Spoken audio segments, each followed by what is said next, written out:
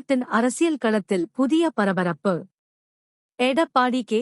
பழனிசாமி மீண்டும் முதல்வராக வருவார் என்று ஒரு பிரபல ஜோதிடர் அதிரடி கணிப்பு வெளியிட்டுள்ளார். இந்த கணிப்பு தற்போது அரசியல் வட்டாரங்களில் பெரும் விவாதத்தை கிளப்பியுள்ளது. இது உண்மையா? இல்லை அரசியல் திருப்பமா?